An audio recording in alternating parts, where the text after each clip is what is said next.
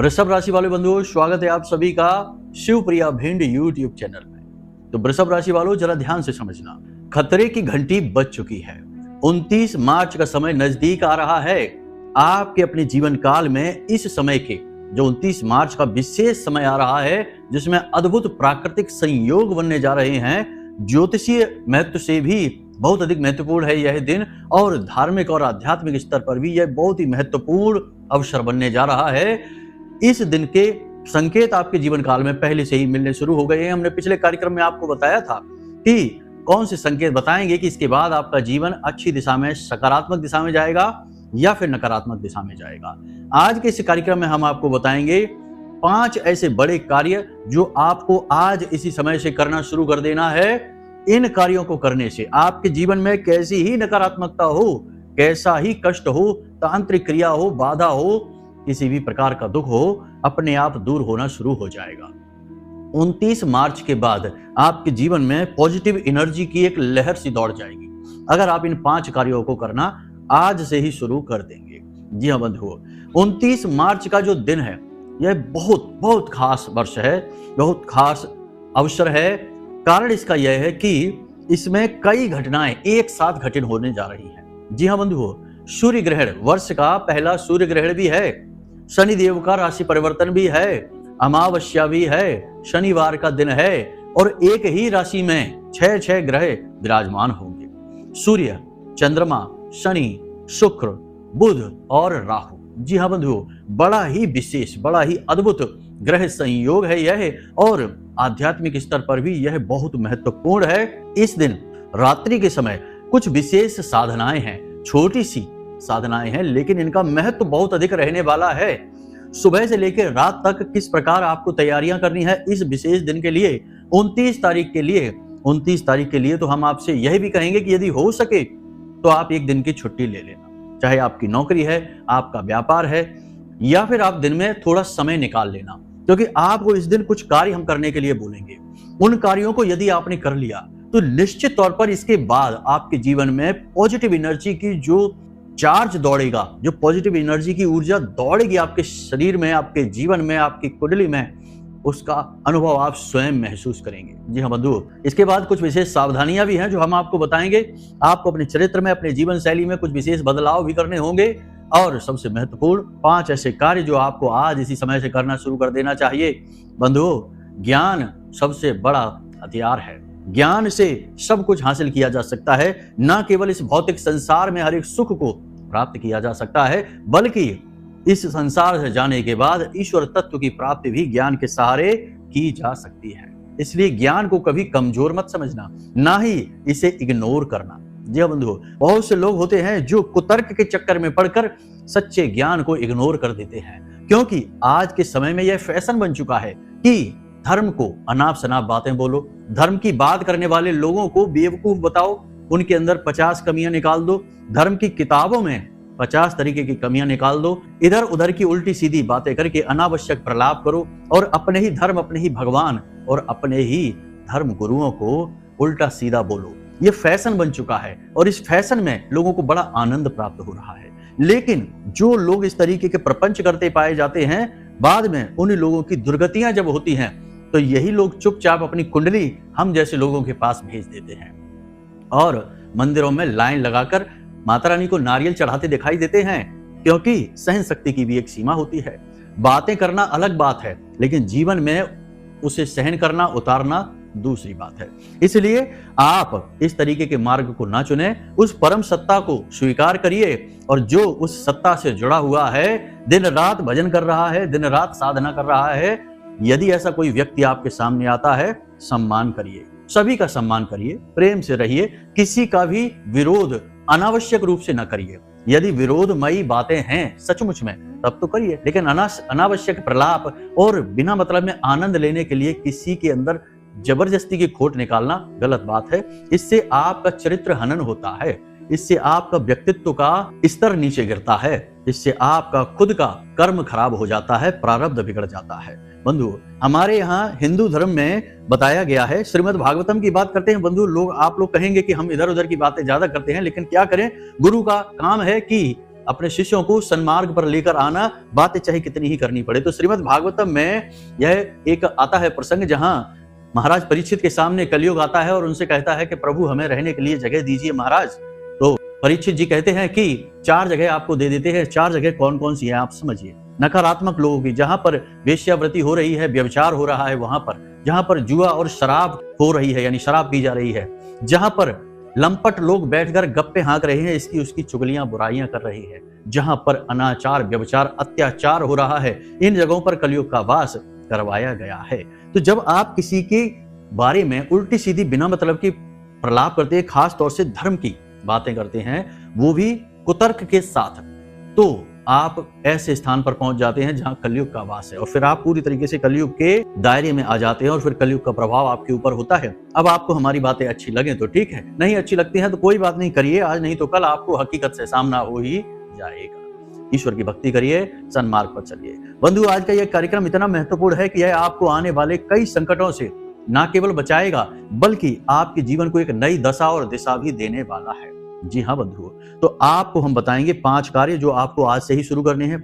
साथ ही हम आपको यह भी बताएंगे कि 29 मार्च के दिन आपको कौन सी जरूरी क्रियाएं करनी है, इन क्रियाओं को करने के क्या लाभ रहेंगे और उसके बाद कौन सी सावधानियां रखनी है, क्योंकि 29 मार्च से लेकर 18 मई तक पिशाच योग बन रहा है। खतरनाक योग है, ज्योतिष के सबसे बुरे योगों में से एक योग है।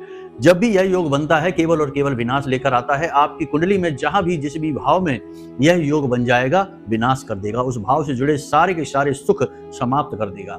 लेकिन ऐसा नहीं है कि यह निश्चित है, इसका प्रभाव सकारात्मक भी होता है। यदि आप इस योग के प्रभाव को समझ जाएं और इसकी जरूरत, इसकी मांग को पूरा कर देंगे तो इसका लाभ भी आपको प्राप्त होगा। यही हमने अपने पिछले कार्यक्रम में भी चर्चा की थी, आज भी हम इसी चर्चा को आगे बढ़ाएंगे। तो चलिए बंधु, आज के इस विशेष कार्यक्रम को शुरू करते हैं। महामाई को याद करते हुए कमेंट बॉक्स में प्रेम से, भक्ति भाव से लिख डालिए, जय मां भद्रकाली, कृपा करो। महामाई इतनी दयालु हैं कि वे आपके ऊपर निश्चित कृपा करेंगी, आपके जीवन से हर एक दुख को समाप्त कर देंगी। चलिए बंधु, अपने मूल विषय को अब शुरू करते हैं। प्यारे मित्रों, हमारे अत्यंत प्रिय और परम पूज्य अमिताचार्य जी के पास माँ बगलामुखी और माँ भद्रकाली की साधनाओं का वर्षों का अनुभव है और माता रानी की इनके ऊपर पूर्ण कृपा और सिद्धि है। आचार्य जी ने अपने सटीक कुंडली विश्लेषण और श्रेष्ठतम उपायों के माध्यम से हजारों लोगों के जीवन को खुशियों से भरा है। आचार्य जी का कुंडली विश्लेषण और उपाय करवाने का तरीका इतना अद्भुत है कि जीवन के हर एक दुख और कष्ट का कारण जड़ से ही समाप्त हो जाता है। फिर समस्या चाहे जैसी भी हो, कर्जा बहुत बढ़ गया हो, व्यापार चल नहीं रहा हो, बीमारियों में आप बर्बाद हो चुके हो, रिश्तों में प्रेम समाप्त हो चुका हो, या फिर नौकरी ही ना मिल रही हो, विवाह में देरी होती हो, कैसी भी समस्या हो, इन समस्याओं का कारण क्या है, कौन सी महादशा परेशान कर रही है, कौन सा दोष लगा हुआ है, सब कुछ आचार्य जी इतना सटीक बताते हैं कि वर्षों वर्ष के दुख कुछ ही दिनों में समाप्त हो जाते हैं। अगर आपके जीवन में भी कोई ऐसी संकट की घड़ी है तो यही सही समय है जब आप पूज्य आचार्य जी के हाथों से अपनी कुंडली का विश्लेषण करवाएं और वर्षों से चल रहे दुखों और संकटों के इस चक्र से बाहर निकल जाएं। प्यारे मित्रों, अभी वीडियो में दिए गए नंबरों पर फोन करिए और अपनी कुंडली का श्रेष्ठतम आकलन करवा डालिए। जिंदगी बदलने का ये सबसे बड़ा मौका हाथ से मत जाने दीजिएगा। जय माई की, महामाई आपका कल्याण करे।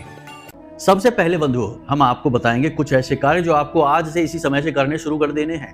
पहली चीज यह है कि रोज रात को जब आप सोते हैं, ध्यान से समझते जाना, रोज रात को जब आप सोएं तो अपने बिस्तर के सिरहाने एक पात्र रखें।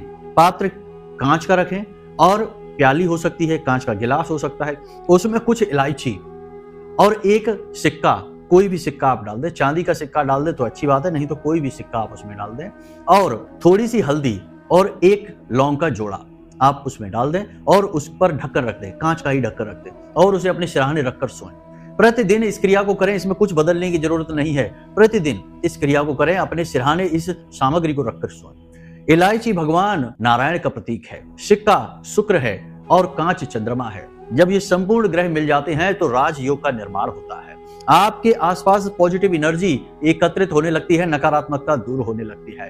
रात को जब आप सोते समय इस क्रिया को करेंगे तो आपके आसपास पॉजिटिव एनर्जी का चार्ज एकत्रित हो जाएगा, निगेटिविटी आपकी दूर हो जाएगी। इस क्रिया को आप करना शुरू कर दीजिए आज से, इसी समय से।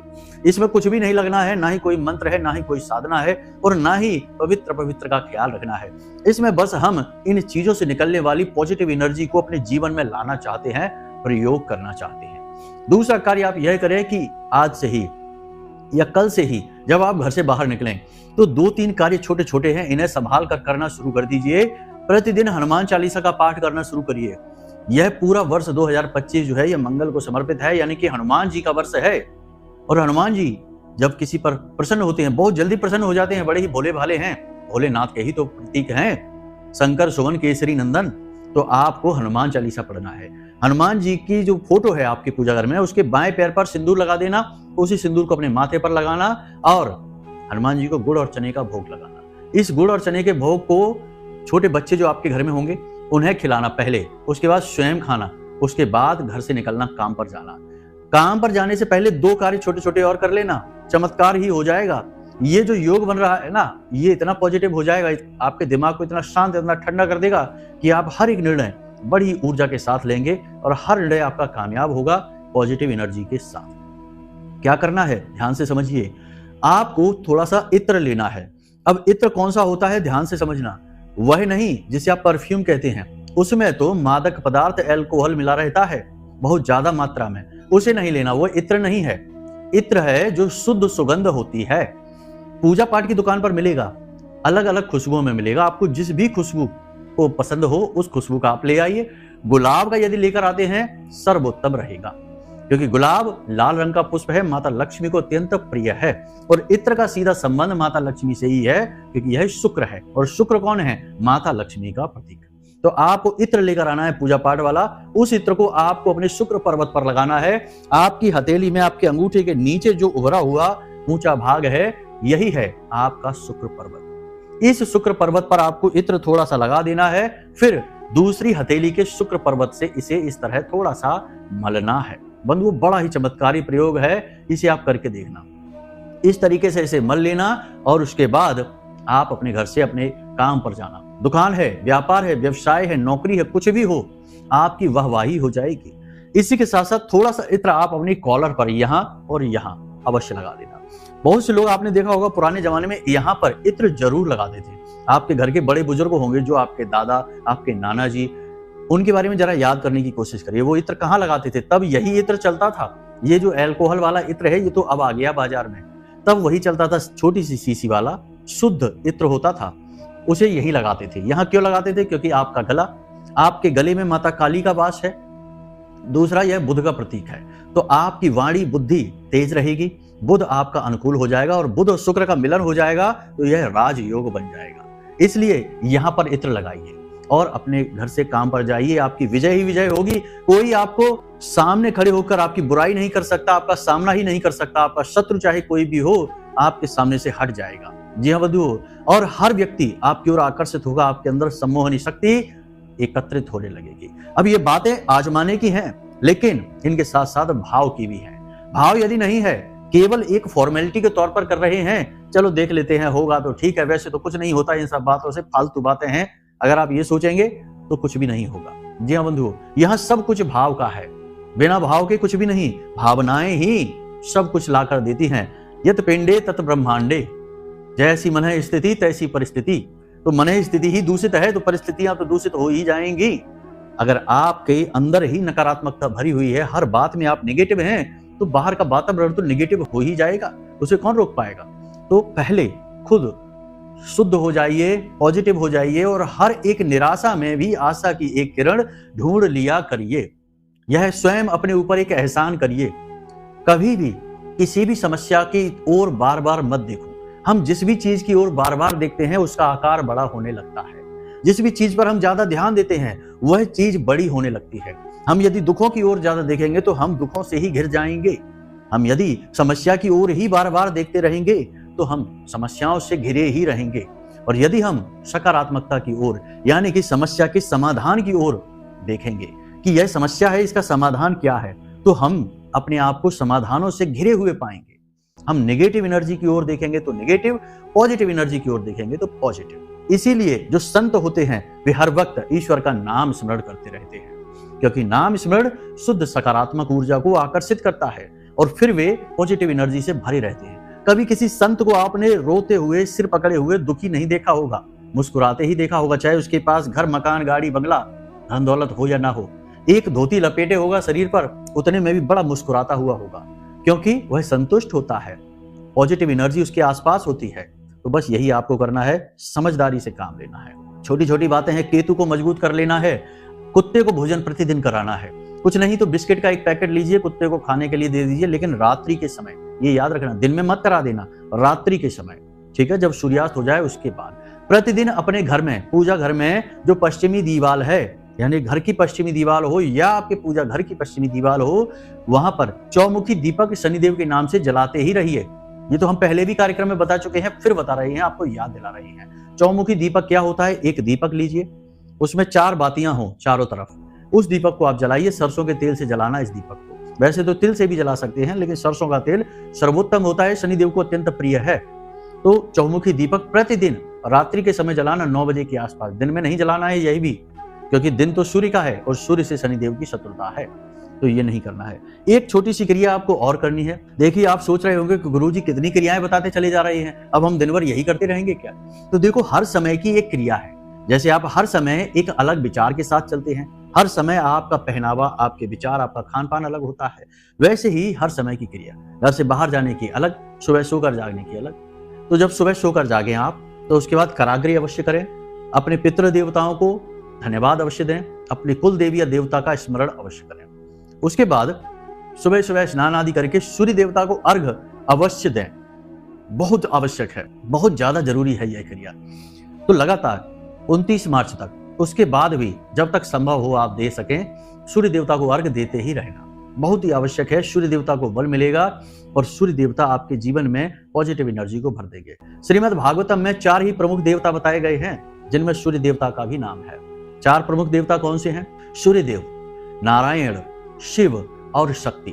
4 ही प्रमुख देवता बताए गए हैं जो पूजनीय हैं। वैसे तो कई उपदेव भी हैं जिनकी पूजा की जाती है, लेकिन ये 4 प्रमुख देवता हैं। और यह वर्णन श्रीमद् भागवतम में तब मिलता है जब ब्रह्मा जी ने भगवान श्री कृष्ण के मित्रों का और गायों का अपहरण कर लिया था। फिर ये कथा बहुत लंबी है, बाद में कभी सुनाएंगे, कभी आपका मन करे तो कमेंट करके बताना। बहुत ही अच्छी भाव प्रधान कथा है। तो फिर ब्रह्मा जी जब आते हैं तो फिर भगवान श्री कृष्ण की 4 परिक्रमा के बजाय 3 लगाकर ही, चौथी आदि परिक्रमा लगाकर ही डर के वापस चले जाते हैं।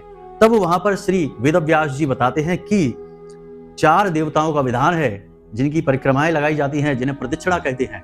4 प्रदक्षिणाएं, तो भगवान नारायण की और उनके सभी स्वरूपों की 4 प्रदक्षिणा की जाती है। अन्य देवी देवताओं की भी बताते हैं। तो इस प्रकार श्रीमद् भागवतम में 4 देवी देवताओं का विशेष रूप से वर्णन है, उसमें सूर्य देवता है। तो सूर्य को अर्घ देना कितना महत्वपूर्ण है, आप यहीं से समझ सकते हैं कि कितना महत्वपूर्ण है यह सूर्य देवता को अर्घ देना, आपको देना ही देना है। अब छोटे छोटे से 2-3 कार्य हैं जो आपको करने हैं। कब? आपको करने हैं 29 मार्च के दिन। सबसे पहला कार्य, आप सोकर सूर्योदय से पहले जाग जाएं, ठीक है, सूर्योदय हो उससे पहले ही जाग जाएं। उसके बाद आप स्नान आदि करें। उसके बाद अपने पूजा घर में गाय के घी का एक दीपक अवश्य जला दें। कोई पूजा करें या ना करें, कुछ नहीं तो हनुमान चालीसा का ही पाठ कर लें, बहुत ही आवश्यक है यह। उसके बाद हनुमान जी के बाएं पैर का सिंदूर अपने माथे पर लगा लें।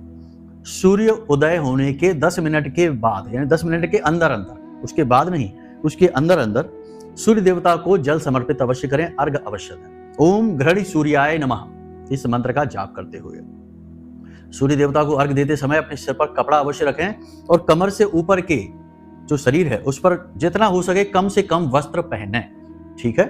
तो सूर्य देवता को इस प्रकार अर्घ दें, नंगे पैर हो उस समय जब आप अर्घ दे रहे हो। बस यही क्रियाएं हैं। सूर्य देवता को जब भी अर्घ दें तो जल में थोड़े से काले तिल अवश्य डालें और हो सके तो लाल पुष्प डाल दें और थोड़ा सा गुड़ मिला लें। कमाल हो जाएगा, सारी समस्याएं समाप्त हो जाएंगी। कर्जे, नकारात्मकताएं, व्यापार में घाटा, शत्रु कितने भी बढ़ गए हों, सब कुछ समाप्त हो जाएगा, ठीक है। तो इस क्रिया को करें। उसके बाद अपनी छत पर, अपने घर की छत पर एक रोटी रखें, यानी एक रोटी बनाएं। किसी अपने घर की किसी महिला से, अपनी माँ से, अपनी पत्नी से, अपनी बहन से कह दें कि एक रोटी बनाएं और उस रोटी पर 7 लौंगे खड़ी करके लौंगे रख दें जिन पर फूल हो, बिना फूल वाली नहीं। 7 लौंगे गाड़ दें और उसके ऊपर बतासे रख दें और उस रोटी को पहले चुपर दें अच्छी तरीके से। फिर उस रोटी को ले जाकर अपने घर की छत पर रख दें। यह किसके लिए? पितृ देवताओं के लिए। ठीक है, यह महत्वपूर्ण दिन है। सूर्य देवता का सम्मान हो गया, पितृ देवताओं का भी सम्मान हो गया। इसके बाद एक छोटी सी क्रिया और कि गाय को हरी घास खिला दे। गाय बृहस्पति का प्रतीक है और बृहस्पति हर कुंडली का आधार है। आपकी कुंडली में चाहे कितने ही बड़े दोष हो, कितना ही बड़ा नकारात्मक ग्रह योग बन रहा हो, यदि आपका बृहस्पति मजबूत हो गया तो हर एक ग्रह दोष का, नकारात्मकता का वही समाधान हो जाता है। तो आपको गाय को हरी घास खिलानी है, ठीक है। इसके बाद एक छोटा सा काम, हमने कहा था कि छुट्टी ले लेना, क्योंकि इसके बाद आपका जीवन एक नई दिशा लेगा। या तो आप बर्बादी की ओर जाएंगे या फिर आप आबादी की ओर जाएंगे, ठीक है। ये कड़वी बात लग सकती है आपको कि कोई कहेगा गुरुजी आप ये कैसे कह सकते हैं, आप क्या भगवान नहीं? हम भगवान नहीं हैं, लेकिन हमें अध्यात्म का ज्ञान है, हमने शास्त्रों का अध्ययन किया है, तो हम अपने अनुभव के आधार पर बोलते हैं।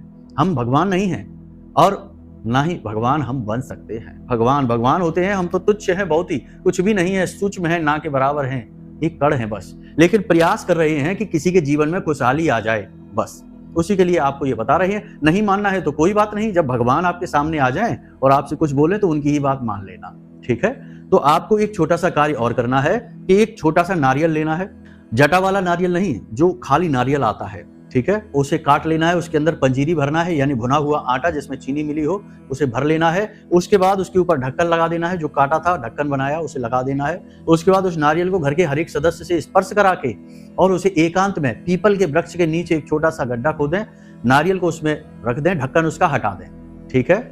मिट्टी के नीचे दबा दें, पूरा नहीं, थोड़ा सा दबाना है, और फिर उसके बाद ढक्कन उसका हटा दें। तो वहां कीट पतंगे जो भी होंगे, चींटियां होंगी, वे उस नारियल में रखी सामग्री को खाना शुरू कर देंगे। जब तक वे खाएंगी आपके पुण्य का घड़ा भरता रहेगा और आपकी किस्मत चमकती रहेगी।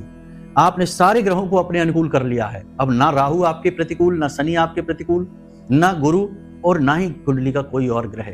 और सूर्य देवता से आशीर्वाद और पितृ देवताओं से आशीर्वाद तो आपने ले ही लिया है। अब आपकी जिंदगी में चमत्कार होंगे। दुनिया की कोई ताकत आपका बुरा नहीं कर सकती, हम लिख कर दे सकते हैं। बस इन कार्यों को आप कर जरूर लेना, पूरे भाव के साथ करना। छोटी छोटी बातें हैं जिनका ख्याल रखना है कि 29 मार्च के दिन आपको क्रोध नहीं करना है, ठीक है। महिलाओं का अपमान नहीं करना है, मंदिर अवश्य जाना है और भिखारियों को अपनी सामर्थ्य के अनुसार दान देना है। अन्न और धन, सबसे बड़े दान है ये, अन्न का दान और धन का दान, ठीक है। तो फिर ये करना है, अपनी सामर्थ्य अनुसार करना। 10-10 रुपए ही दे देना, एक एक समोसा दे देना, एक एक फल दे देना, केले दे देना, कुछ भी दे देना, जो आपकी मर्जी है, ठीक है। उसके बाद आपको क्या करना है, अपने माता पिता का सम्मान, माता पिता के पैर छूना है, उनसे आशीर्वाद लेना है और सबके साथ प्रेम से रहना है। और छोटे बच्चे, ये बहुत ही अच्छा उपाय है। कहा जाता है कि बच्चों के अंदर भगवान का वास होता है। तो छोटे बच्चे जो आपके आसपास खेलते घूम रहे हो, आपके गली मोहल्ले के, आपके परिवार के, उन्हें कुछ नहीं तो छोटी छोटी चॉकलेटें लेकर दे देना। चहक उठेंगे आपकी चॉकलेटें लेते ही। जैसे ही वो खाएंगे, उनके अंदर जो पॉजिटिव एनर्जी है, जो भगवान का वास है, वो आपके जीवन में आ जाएगा। बिना कहीं उनकी आत्मा संतुष्ट होकर आपको आशीर्वाद दे देगी और आपका भाग्य चमक जाएगा। बंधु, याद रखना कि जो लोग जीवन में आगे बढ़ते हैं वो कोई एकदम से बड़ा चमत्कारी कार्य नहीं कर देते, लेकिन अपने हर कार्य में छोटी छोटी सुधार करते हुए आगे बढ़ते हैं। छोटे छोटे कार्य अपने जीवन में ऐसे शामिल रखते हैं जो दूसरों से अलग होते हैं और उन्हीं कार्यों का उन्हें अलग से परिणाम मिलता है। तभी तो एक जैसी मेहनत करके किसी की तरक्की दुनिया भर की हो जाती है और कोई वहीं पड़ा रहता है पूरे जीवन भर, एक ही पद, एक ही पोस्ट पर नौकरी करता रहता है, पदोन्नति ही नहीं होती। तो बस यही सीक्रेट है, यही रहस्य है। अपने मन पर काबू रखना है। 29 मार्च तक और 29 मार्च के दिन आपको शराब नहीं पीनी है, मांसाहार नहीं करना है, झूठ नहीं बोलना है, क्रोध नहीं करना है, महिलाओं का अपमान नहीं करना है और अपने दरवाजे से किसी को खाली हाथ वापस नहीं जाने देना है। बस इन कार्यों को आप करिए और देखिए कि कैसे जो पिशाच योग बन रहा है, नाम इसका पिशाच योग अवश्य है, लेकिन पिशाच और भूत ये सब ईश्वर की ही देन है, ईश्वर के तत्व से ही बने हैं। तो इनके नाम हमने बना रखे हैं, लेकिन भगवान के लिए सब प्रिय हैं। इसीलिए तो देखिए ना, तुलसीदास जी को हनुमान जी से किसने मिलाया? प्रेत ने मिलाया। और भोलेनाथ की बारात में कौन आए? भूत प्रेत पिशाच सभी। और वो महादेव हैं, यानी देवों के भी देव हैं और उन्हें भी भूत प्रेत पिशाच प्रिय हैं। तो आप ये ना कहिए कि अरे पिशाच योग है तो भाई अब तो बर्बादी होगी, निश्चित है। नहीं, अगर आप सत्कर्मों के साथ चलेंगे तो यही पिशाच योग आपको राजा बना देगा। हम लिख कर देते हैं, बस अपने कर्मों का विशेष ख्याल रखना है, ठीक है। एक सबसे बड़ा दोष जो आपके अंदर है कि आपको बातों ही बातों में क्रोध आ जाता है। आपकी राशि के जातकों की बात कर रहे हैं हम, बातों बातों में ही क्रोध आ जाता है और उसके बाद आप अपने आवेश को काबू नहीं कर पाते। गलत को भी सही साबित करने के लिए आप पूरा जोर लगा देते हैं और आप हर एक बहस को जीतने के लिए बहुत ज्यादा जोर लगाने लगते हैं, फिर आप नकारात्मक हो जाते हैं, क्रोध आपके ऊपर हावी होने लगता है। तो ऐसी स्थिति में आपको क्रोध नहीं करना है, बहसबाजी नहीं करनी है। याद रखना कि श्रीमद् गीता जी में भगवान श्री कृष्ण ने क्या कहा है, क्रोधात भवति सम्मोहः सम्मोहात स्मृति विभ्रमः, यानी क्रोध करते ही बुद्धि भ्रमित हो जाती है। इसलिए इसे याद रखना है, बस क्रोध नहीं करना है, आवेश में नहीं आना है। बाकी आप खुद बहुत ही अच्छे हृदय के इंसान हैं, शांत हैं, समझदार हैं, दुनिया भर का ज्ञान है आपके पास। आप अपनी सद्बुद्धि का प्रयोग करिए, बस नकारात्मकताओं से दूर रहिए। आने वाला समय आपके लिए बहुत अधिक शुभ होगा, हमें पूर्ण विश्वास है। बाकी नकारात्मक लोगों से दूर रहिए, क्योंकि इस संसार में आज के समय में जो आज का परिवेश हम देख रहे हैं, वातावरण हम देख रहे हैं, लोगों ने फैशन बना रखा है अच्छी चीजों का विरोध करना। आपको ऐसे लोगों से बचना है, क्योंकि ऐसे लोग एक खतरनाक वायरस की तरह होते हैं, इन्फेक्शन फैला देते हैं, लोगों की बुद्धियों को दूषित कर देते हैं, जीवनों को बर्बाद कर देते हैं। फिर ऐसे ही लोग कई क्रिमिनल कार्यों में व्यस्त पाए जाते हैं, क्रिमिनल एक्टिविटी करते पाए जाते हैं। तो आपको इनसे दूर रहना है, आपको सीधा शांत जीवन जीना है। ईश्वरमय बनिए, भक्तिमय बनिए, महामाई पर आस्था और विश्वास बनाकर रखिए। प्रतिदिन मंदिर जाइए और भगवान को धन्यवाद दीजिए जो भी उसने आपको दिया है। फिर देखिए भगवान कैसे अपने खजाने आपके लिए खोल देते हैं। तो चलिए बंधु, आज के इस कार्यक्रम को यही विराम देते हैं। जो बातें हमने आपको बताई हैं, इन बातों को जीवन में उतारिए और उसके बाद इनके परिणाम जो आपको मिलेंगे खुद आप हमें कमेंट करके बताएंगे और मैसेज करके बताएंगे। जी हाँ बंधु, तो चलिए हमेशा हंसते रहिए, मुस्कुराते रहिए, सकारात्मक रहिए और महामाई पर अपनी आस्था और विश्वास बनाकर रखिए, क्योंकि आपका उद्धार तो वहीं से होना है। तो प्रेम से बोलिए जय माई की, महामाई आपका कल्याण करेंगी। धन्यवाद। हमारे प्रिय और परम पूज्य आचार्य जी ने अपनी साधनाओं के अनुभवों पर आधारित शक्तिशाली उपाय और क्रियाओं के माध्यम से हजारों लोगों के जीवन को पूरी तरह से बदला है। आचार्य जी के द्वारा बताया गया हर एक उपाय इतना सटीक और कारगर होता है कि जो भी इसे पूरे भाव के साथ कर लेता है उसे साक्षात महामाई की कृपा और आशीर्वाद प्राप्त हो जाती है। इसलिए निसंकोच इन उपायों को पूरे भाव के साथ करिए, आपका कल्याण होगा। जय माई की।